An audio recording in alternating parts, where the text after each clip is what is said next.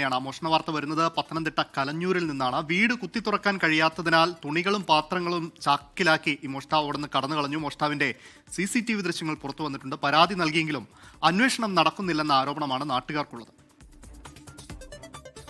രണ്ട് വീടുകളിൽ നിന്നും മോഷണം നടത്തിയ കള്ളൻ അതിലൊരു വീട്ടിൽ നിന്നും മോഷ്ടിച്ച ദൃശ്യം പതിയുണ്ടായിട്ടുണ്ടായിരുന്നു. പാത്രങ്ങളും പിന്നെ മിക്സി, പാത്രങ്ങൾ അങ്ങനെയുള്ള സാധനങ്ങൾ മോഷ്ടിച്ചുകൊണ്ട് പോയി. പിന്നെ വെളിയിൽ പിന്നെ അലക്കിയിട്ടിരുന്ന തുണികൾ മോഷ്ടിച്ചുകൊണ്ട് പോവുകയായിരുന്നു ചെയ്തത്. ഇതിനകത്ത് പറഞ്ഞാൽ ഗതികെട്ട കളനെന്ന് പറയാൻ പറ്റും. കാരണം തുണി വരെ മോഷ്ടിച്ചുകൊണ്ട് പോകുന്നൊരു കളനാണ്. കാരണം അലക്കിയിട്ട് കുട്ടികളുടെ ഡ്രസ്സുകളായിരുന്നു, കരോട്ടയ്ക്ക് പോകുന്ന ഡ്രസ്സുകൾ, അങ്ങനെയുള്ള ഡ്രസ്സുകൾ വരെ മോഷ്ടിച്ചുകൊണ്ട് അവിടെ നിന്ന് പാത്രങ്ങളും മോഷ്ടിച്ചുകൊണ്ട് പോയിട്ടുണ്ട്.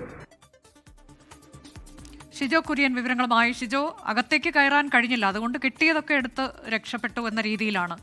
പോലീസ് അന്വേഷിക്കുന്നില്ല എന്നിവർ പറയുന്നത് എന്തുകൊണ്ടാണ്? ഇത് കൃത്യമായി തന്നെ ഈ ദൃശ്യങ്ങളിൽ നമുക്ക് മോഷ്ടാവിനെ കാണാൻ കഴിയുന്നുണ്ടല്ലോ.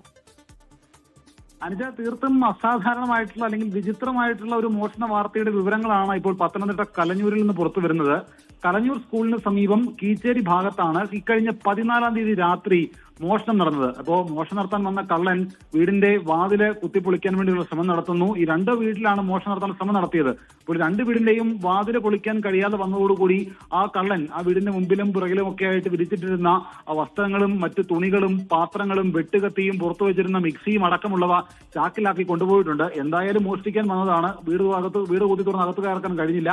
അപ്പോൾ പുറത്ത് കിടക്കുന്നതൊക്കെ എടുത്തുകൊണ്ട് പോകാം എന്ന് വിചാരിച്ചുകൊണ്ടാണ് ഇപ്പോൾ ഈ കള്ളൻ ഇത്തരമൊരു മോഷണം നടത്തിയിട്ടുള്ളത്. ഈ കിട്ടിയ പാത്രങ്ങളും തുണികളും മിക്സിയും വെട്ടുകത്തിയും എല്ലാം ചാക്കിലാക്കി ഈ കള്ളൻ മോഷണം നടത്തി കടന്നു കളയുന്നതും മോഷ്ടിക്കുന്നതുമെല്ലാം കൃത്യമായിട്ട് എന്തെങ്കിലും CCTVയിൽ പതിഞ്ഞിട്ടുണ്ട്.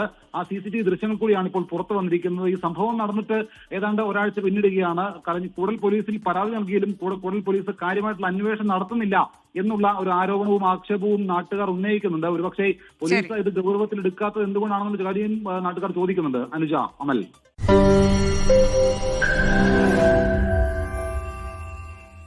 ലോകത്തെവിടെയായാലും ഏത് സമയത്തും 24 വാർത്തകളും ഓഗ്മെന്റഡ് റിയാലിറ്റി പാക്കേജുകളും എക്സ്പ്ലെയിനറുകളും വിശദമായി കാണാൻ ഞങ്ങളുടെ YouTube ചാനൽ നിങ്ങൾക്ക് സബ്സ്ക്രൈബ് ചെയ്യാം.